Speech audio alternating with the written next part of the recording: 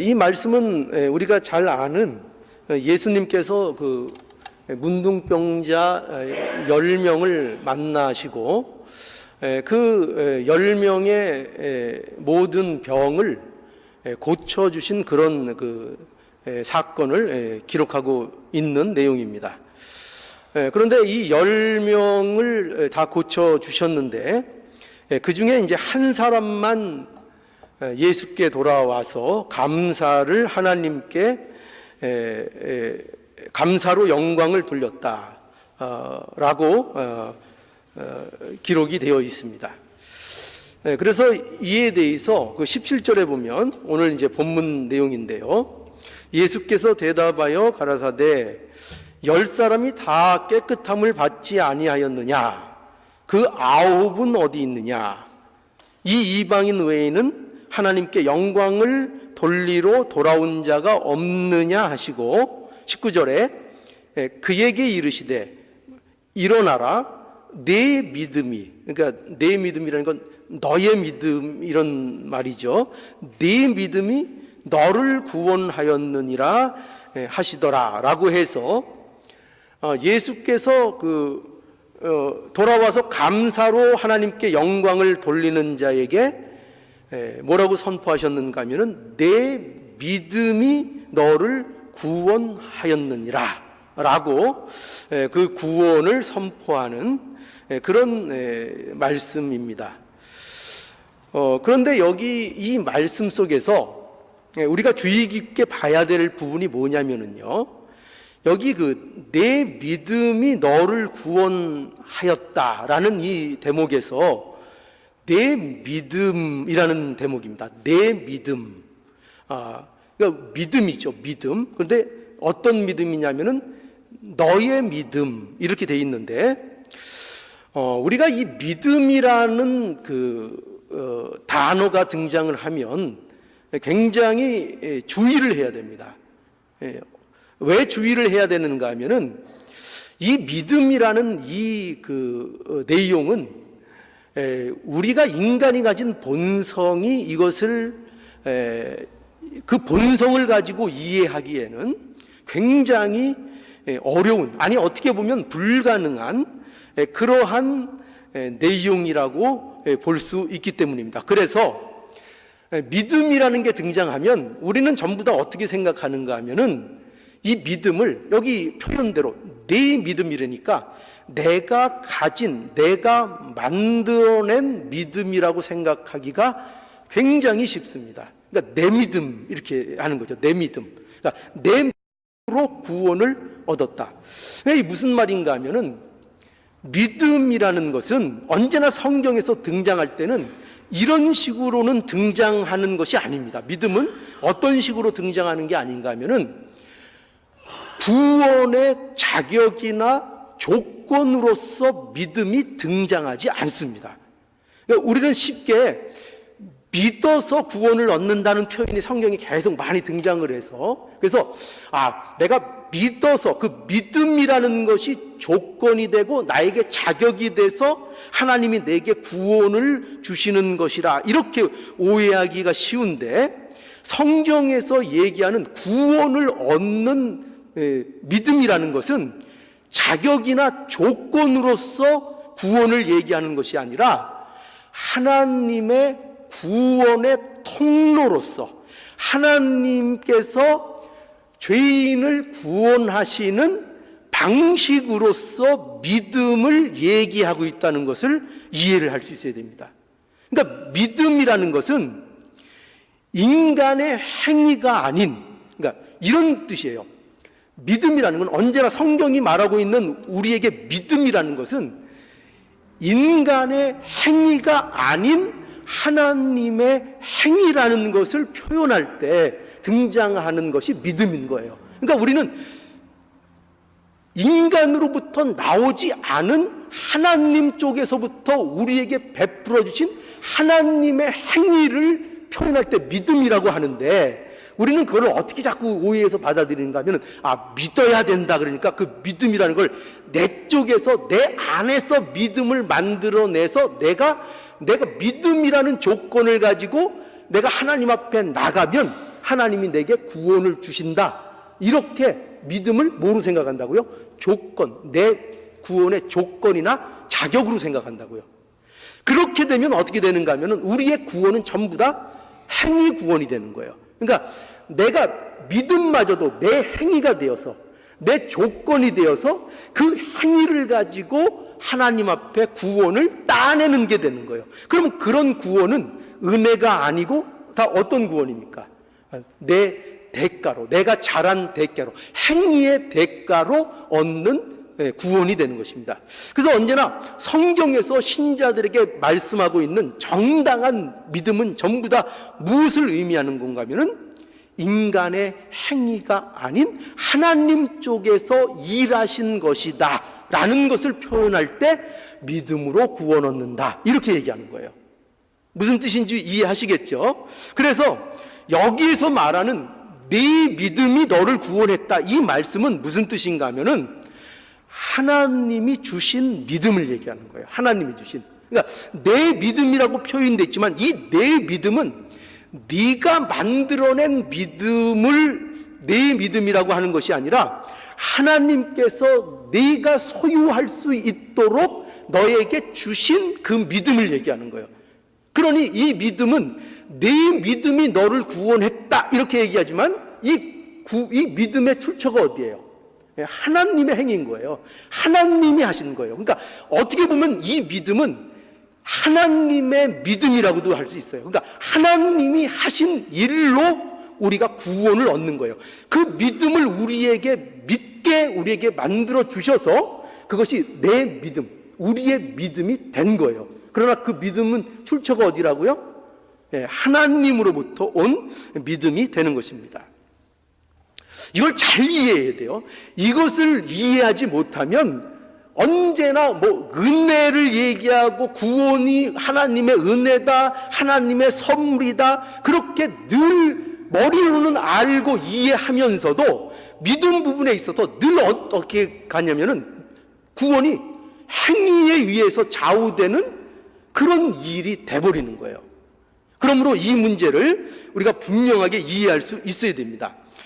그래서 요한복음 그 1장 12절에 보면은 영접하는 자, 곧 그 이름을 믿는 자들에게는 하나님의 자녀가 되는 권세를 주셨으니, 그러면서 뭐라고 되어 있는가 하면은 이는 혈통으로나 육정으로나 사람의 뜻으로 나지 아니하고 오직 하나님께로서 난 자들이니라. 보세요. 영접하는 자가 있다는 거예요. 그 이름, 예수 그리스도의 이름을 받아들이고 믿는 자들이 있다는 거예요.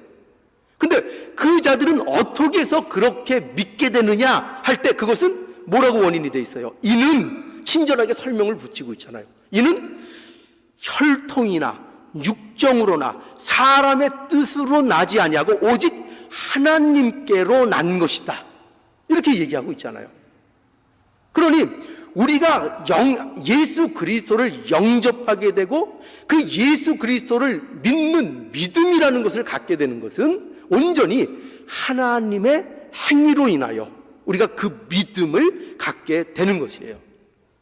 또 마태복음 16장 16절로 17절 보면 우리 잘 아시는 말씀 뭐냐면, 시몬 베드로가 대답하여 가로되, 어떤 멋있는 고백을 했죠? 주는 그리스도시요 살아계신 하나님의 아들이시니이다 라고 이 베드로가 고백을 하니까 예수님께서 뭐라 그러셨는가 하면은 17절에 예수께서 대답하여 가로사대, 바요나 시몬아 네가 복이 있도다 하시면서 왜 복이 있느냐, 왜 복이 있느냐 하면은 이를 내게 알게 하니는 혈육이 아니요 하늘에 계신 내 아버지시기 때문이다, 이렇게 얘기하고 있죠.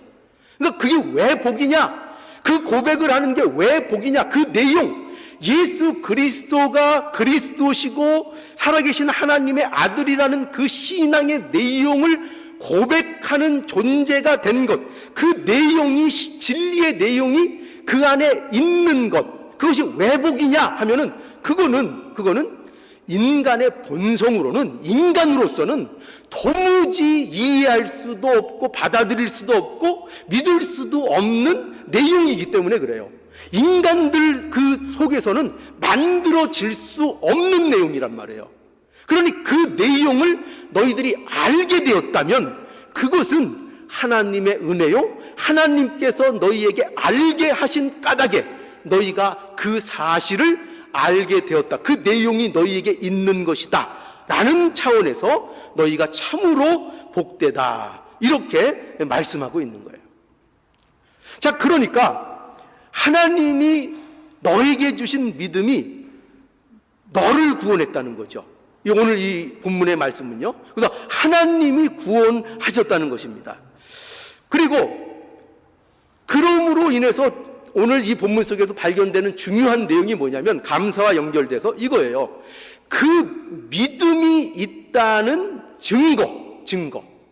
하나님의 구원이 그에게 임했다는 증거로서 드러나고 있는 것이 뭐냐 할 때, 그가 돌아와서 하나님 앞에 감사로 영광을 돌렸다는 거예요. 그러니까 완전히 반대죠. 뭐냐면 무슨 감사를 해서 그가 구원을 얻은 것이 아니고, 감사가 조건이 돼서 감사했더니 그에게 구원이 온 것이 아니고, 그가 그 한 명만이 하나님의 은혜를 통해서 그가 구원이 그에게 임했고, 구원이 임함으로 인하여 그만이 예수께로 돌아와서 하나님 앞에 감사를 드렸다라고 말하고 있는 것입니다. 그래서 여러분, 이 사건을 통해서 우리가 보아야 되는 게 뭐냐면요, 이 돌아온 한 사람의 이 감사가 구원과 연관이 돼 있는 거라는 거예요. 구원과 연관이. 그러니까 감사가 구원에 연관이 되어 있다는 것은 감사가 구원의 조건이라는 얘기가 아니고, 감사를 해서 구원을 받았다는 것이 아니고, 구원을 받아서 그가 감사로 나왔다는 거예요. 무슨 말씀인지 이해하시겠죠? 그래서 우리가 이 사실을 잘 알아야 된다. 그래서 우리 신자들에게 있어서 하나님께서 우리에게 요구하시는 그리스도인의 감사라는 것은요, 우리가 일반적으로 얘기하고 있는 감사와는 굉장히 다른 거예요. 굉장히 다른 것입니다. 어떻게 다른가? 우리 한번 골로새서에 한번 가보죠. 골로새서 3장 15절. 자, 15절입니다. 그리스도의 평강이 너희 마음을 주장하게 하라. 평강을 위하여 너희가 한 몸으로 부르심을 받았나니 또한 너희는 감사하는 자가 되라. 16절에 그리스도의 말씀이 너희 속에 풍성히 거하여 모든 지혜로 피차 가르치며 권면하고 시와 찬미와 신령한 노래를 부르며 마음에 감사함으로 하나님께 찬양하고, 17절 또 무엇을 하든지 말에나 일에나 다 주 예수의 이름으로 하고 그를 힘입어 하나님 아버지께 감사하라. 예, 여기 보면은 감사라는 자가 되라는 거예요. 감사하는 자가 되라. 근데 이 감사하는 자가 되라는 요구가 무엇을 근거해서 요구하고 있는가 하면은, 이 말씀 그 앞에 보면은 이 내용들이 무엇을 시작해서 연결되고 있는 건가 하면은 12절에 이 말씀이에요. 12절에 그러므로 너희는 하나님의 택하신 거룩하고 사랑하신 자처럼을 근거로 해서 감사하는 자가 되라, 이렇게 말씀하고 있는 거예요. 그러니까 여러분 보세요. 이런 것을 볼 때 감사라는 것은, 그리스도인에게 요구하시는 하나님의 감사는 이런 게 아니에요. 뭐냐면 무슨 매너나 무슨 도덕이나 윤리나 무슨 긍정적인 사고를 갖자 정도로 감사를 요구하는 것이 아니에요. 그러니까 이 모든 것들은 너희는 하나님의 택하신 거룩한 백성이기 때문에, 하나님이 구원하신 거룩한 하나님의 자녀이기 때문에 이 요구를 하고 있는 거예요. 이 감사가 있어야 된다, 이렇게 말씀하고 있는 거죠. 그래서 우리가 이 사실을 분명히 알아야 됩니다. 뭐냐면 성경에서 말하는 감사는 세상에서 말하는 감사와 전혀 다르다는 것부터 우리는 알아야 됩니다. 세상 사람들도요, 감사를 해요. 그렇죠? 세상 사람들도 감사를 얘기합니다. 예수 안 믿는 사람도 뭐라고 얘기하냐면은 우리 감사하며 살자 이렇게 얘기를 해요. 그렇게 얘기 안 하는 게 아닙니다. 그런데 이 감사라는 이 얘기는 그러니까 이런 의미죠. 뭐냐면 이 세상 사람들이 말하는 감사는 삶을 긍정적인 자세로 살자는 거예요. 그렇잖아요. 그죠? 우리 기왕이면은 사는 이 세상을 사는데 부정적으로 우리 살지 말자. 좀 긍정적인 마인드를 가지고 좀 어려운 일이 있어도 그 일들에 대해서 불평불만하지 말고 감사하면서 그렇게 살자. 좀 긍정적인 생각을 갖고 살자. 그러니까 세상도 그렇게 감사의 마음을 강조한다고요. 그런데 이러한 감사는 맞아요. 이러한 감사가 있으면은 세상을 사는 데에 도움이 될까요, 안 될까요? 도움이 되죠. 도움이 됩니다. 그리고 물론 이러한 긍정적인 마인드를 갖는 것은 굉장히 좋은 거예요. 이거는 굉장히 좋은 겁니다. 그런데 중요한 건 뭐냐면 우리가 생각해야 되는 건 뭐냐면 성경이 말하는 신자에게 요구하는 감사는 전혀 이런 감사가 아니라는 거예요. 이런 감사가 아니고 오직 이거예요. 뭐냐면 하나님의 구원을 근거로 한 감사예요. 하나님이 우리에게 베풀어 주신 구원의 은혜에 대한 감사, 그 감사를 근거로 해서 우리가 세상을 살아가면서 하는 그 감사들을 얘기하는 거예요. 그러니 예수 그리스도 안에서 받은 은혜, 하나님이 우리에게 베풀어 주신 은혜를 경험하지 못하면 우리는 그리스도인이 해야 될 감사는 근처도 못 가는 거예요. 그렇기 때문에 우리가 성경이 우리에게 요구하는 이런 감사는요, 하나님의 구원을 근거로 한 감사라는 것. 그래서 저와 여러분들이 해야 될 감사는 무슨 도덕이나 윤리 정도가 아니고 이 감사의 문제가 영적인 문제라는 것을 알아야 된다는 거예요. 내가 하나님께 대해서 내가 감사하는가?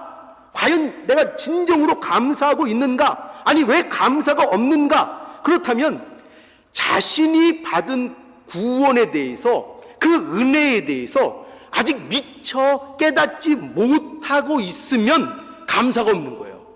그게 영적인 문제죠. 아무리 교회를 나오고 하나님께 예배를 드린다고 해도 그 은혜가 진정한 은혜를 경험하지 못하고 모르는데 어떻게 감사가 나오겠어요?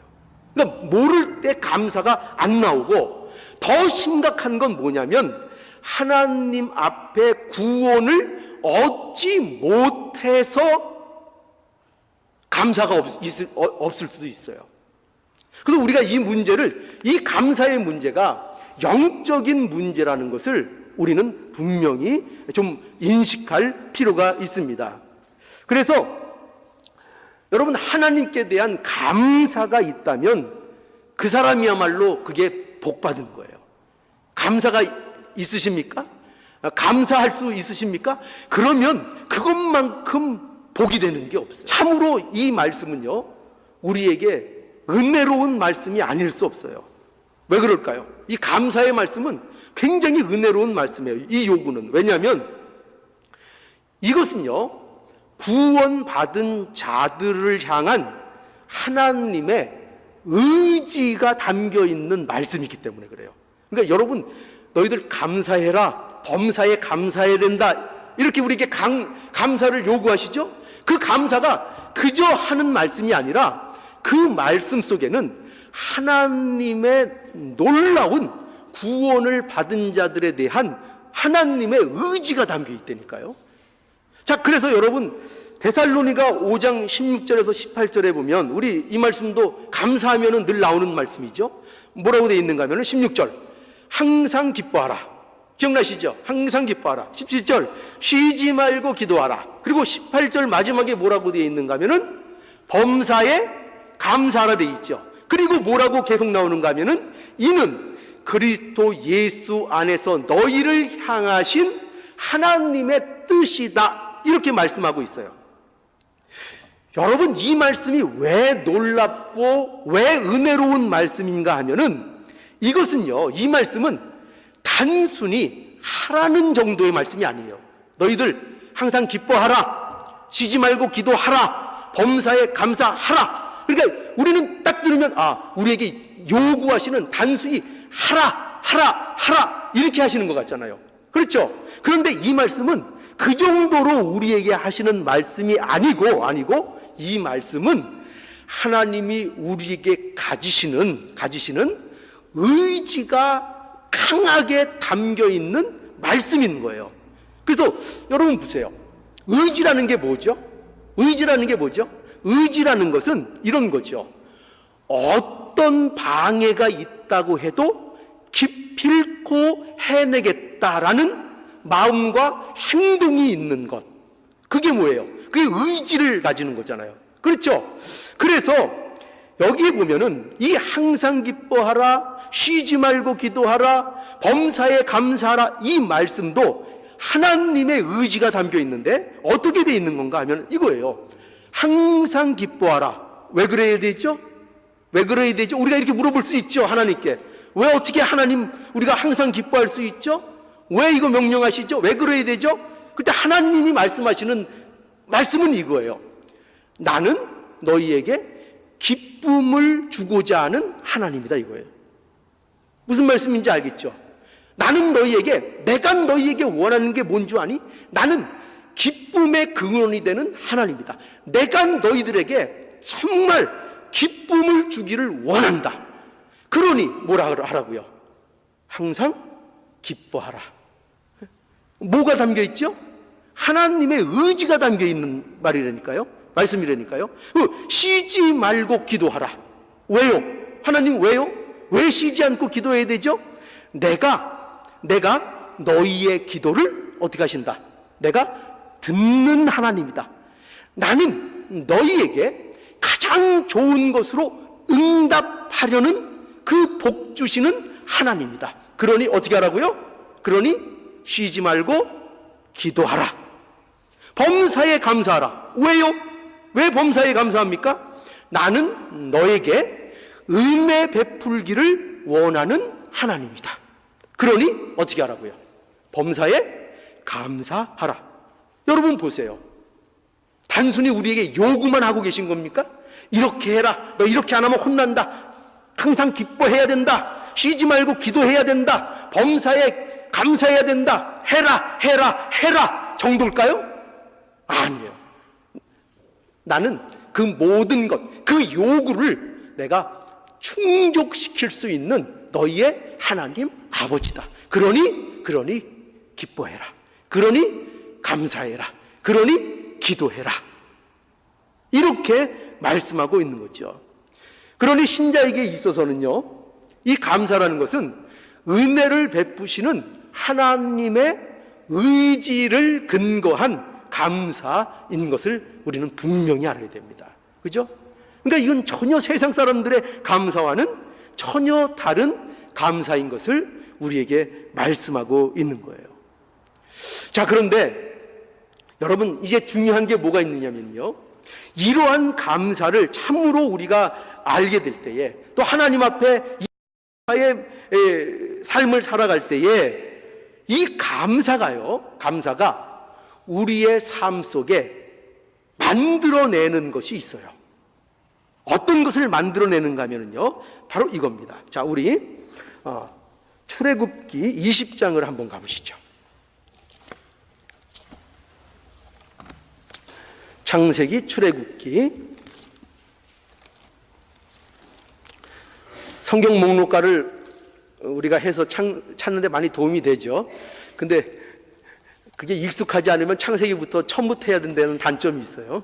그래서 많이 연습을 해야 쑥쑥 잤지, 그거 외워도 처음부터 계속 반복을 해야 돼요. 그러니까 많이 연습을 하세요. 자, 출애굽기 20장 1절에서 17절입니다. 자, 내용이 많지만, 자, 무슨 내용인가 제가 읽을 테니까 잘 들어보세요. 하나님이 이 모든 말씀으로 일러 가라사대 나는 너를 애굽 땅 종되었던 집에서 인도하여 낸 너의 하나님 여호와로라. 너는 나 외에는 다른 신을 내게 있게 말지니라. 너를 위하여 새긴 우상을 만들지 말고 또 위로 하늘에 있는 것이나 아래 땅에 있는 것이나 땅 아래 물속에 있는 것에 아무 형상이든지 만들지 말며 그것들에게 절하지 말며 그것들을 섬기지 말라. 나 여호와 너희 하나님은 질투하는 하나님인즉 나를 미워하는 자의 죄를 갚되 아비로부터 아들에게로 3, 4대까지 이르게 하거니와 나를 사랑하고 내 계명을 지키는 자에게는 1000대까지 은혜를 베푸느니라. 너는 너희 하나님 여호와의 이름을 망령되이 일컬지 말라. 나 여호와는 나의 이름을 망령되이 일컫는 자를 죄 없다 하지 아니하리라. 안식일을 기억하여 거룩히 지키라. 엿새 동안은 힘써 내 모든 일을 행할 것이나 제7일은 너희 하나님 여호와의 안식일인즉 너나 내 아들이나 내 딸이나 내 남종이나 내 여종이나 내 육축이나 내 문 안에 유하는 객이라도 아무 일도 하지 말라. 이는 엿새 동안에 나 여호와가 하늘과 땅과 바다와 그 가운데 모든 것을 만들고 제7일에 쉬었습니다. 그러므로 나 여호와가 안식일을 복되게 하여 그날을 거룩하게 하였느니라. 내 부모를 공경하라. 그리하면 너희 하나님 여호와가 내게 준 땅에서 내 생명이 길리라.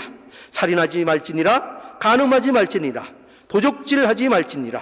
내 이웃에 대하여 거짓 증거하지 말지니라. 내 이웃의 집을 탐내지 말지니라.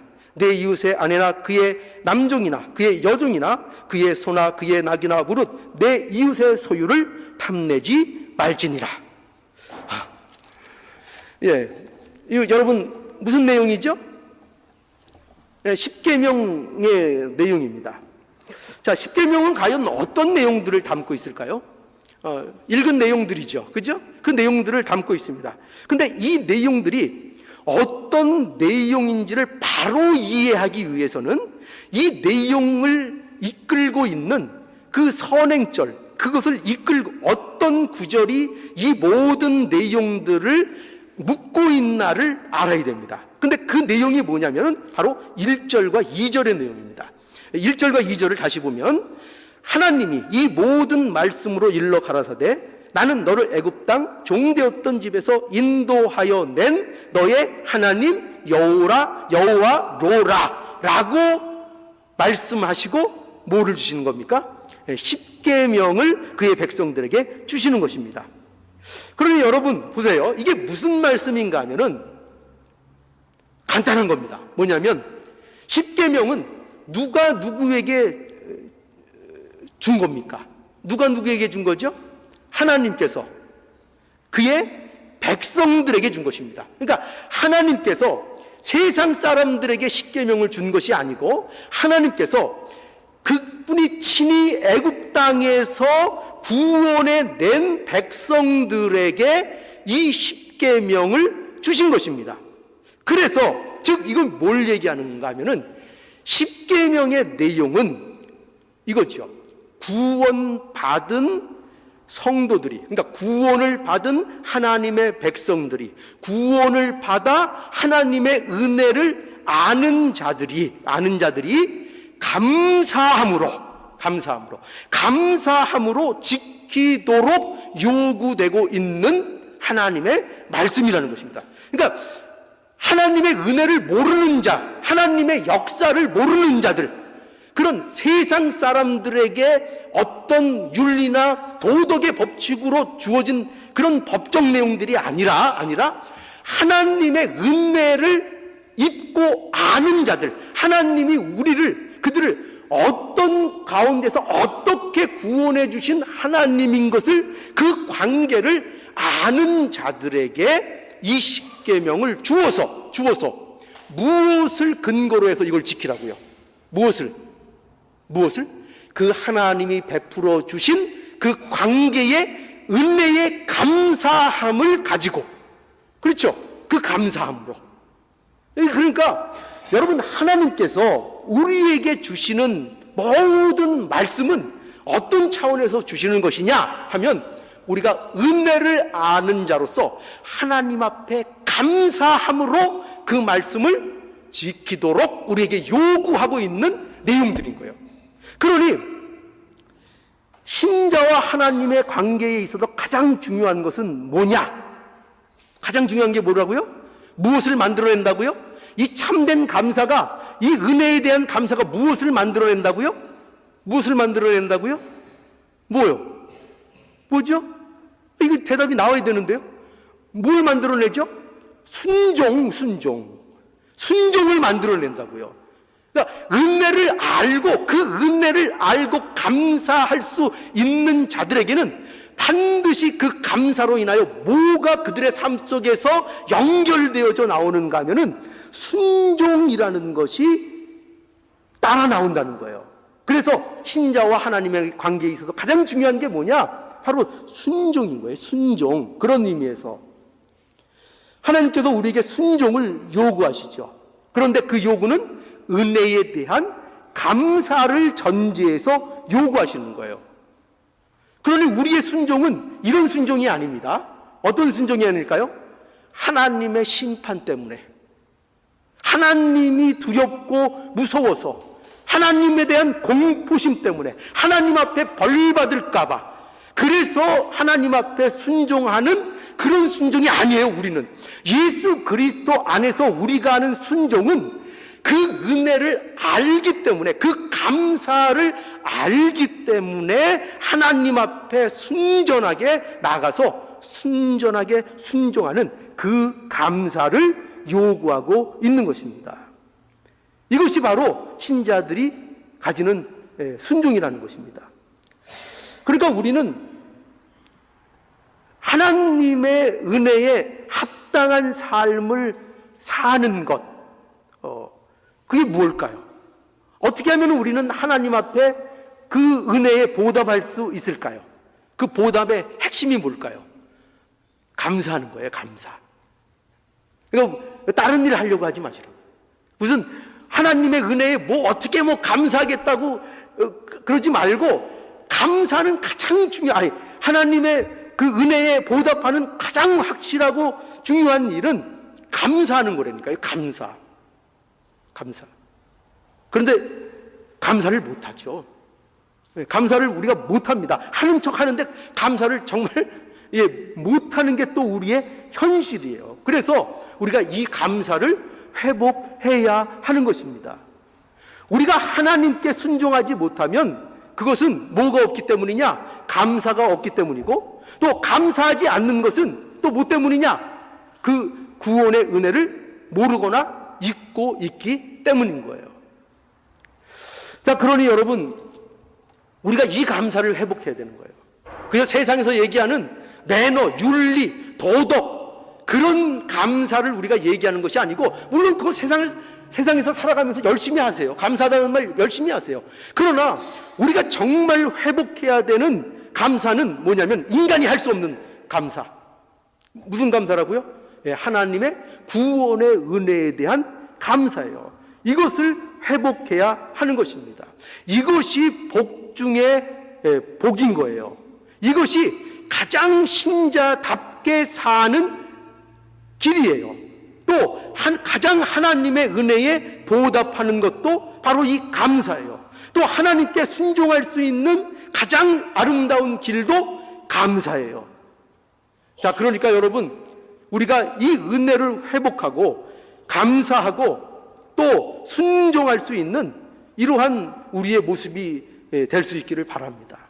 오늘 특별히 이 추수감사절이라는 이 주일로 우리가 지키고 있는데, 이런 기회를 주실 때에 우리가 이 참다운 감사를 회복하는 우리의 모습이 될 수 있어야 되겠어요.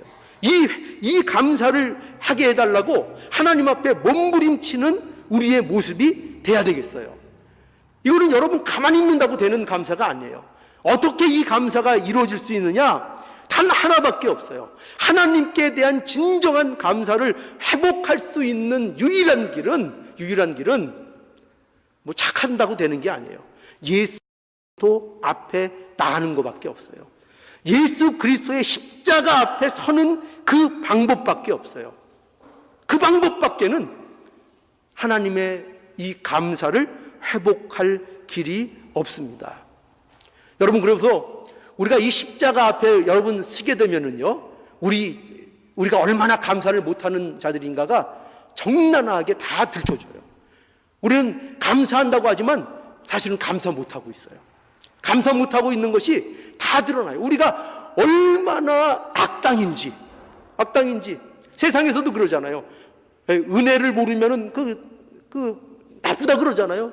그렇죠? 그런데 우리가 하나님 앞에 은혜를 받았다고 하고 하나님께서 그렇게 예수 그리스도 안에서 그 독생자 예수 그리스도를 우리에게 내어주심으로 말미암아 그 큰 은혜를 우리에게 주셨다라고 고백을 하는데, 그런데 감사를 안 한다니까요. 감사를 안 한다니까요. 이거 얼마나 악당이에요. 얼마나 악당입니까? 그러니 우리가 이것부터 알아야 돼요. 뭘부터 알아야 된다고요? 내가 이렇게 감사를 안 하는 자구나. 언제나 이런 거를 알게 돼야 돼요. 그러니까 예수 그리스도 앞에 서면 나타나는 가장 복된 징조의 출발점이 뭐냐? 언제나 자기의 부족함을 발견하는 거예요. 자기 정치를 발견하는 거예요. 내가 이렇게 감사가 안 되는 자였던가. 그렇죠? 여러분 보세요. 제가 얼마나 감사를 못하는지 깜짝 놀라요. 제가 이 자리에 있기까지 얼마나 많은 도움과 얼마나 많은 손길과 얼마나 많은 사람들의 어떤 그 은혜가 있었는지 몰라요. 그런데도 그것들 세월이 지나니까 다 그냥 잊어버리더라고요. 다 잊어버리고 언제 그랬냐? 내가 잘나서 이 자리에 있는 것처럼 언제나 그렇게 은혜를 잊더라고요. 감사할 것을 언제나 잊더라고요. 그래서 우리가 하나님에 대한 감사, 이것을 우리가 과연 우리가 정당하게 오늘도 알고 있는가 하는 것을 날마다 확인할 수 있는 우리의 모습이 될 수 있기를 바랍니다. 그래서 우리 안에 하나님의 은혜가 회복되고, 그래서 감사가 회복되고, 그래서 우리의 삶 속에 순종이 이루어지는 이 놀라운 삶이 우리의 삶 속에서 풍성하게 이루어질 수 있도록 하나님께 감사의 복을 달라고 기도하고 부르짖는 이 감사 주일이 되기를 간절히 원합니다. 기도하시겠습니다.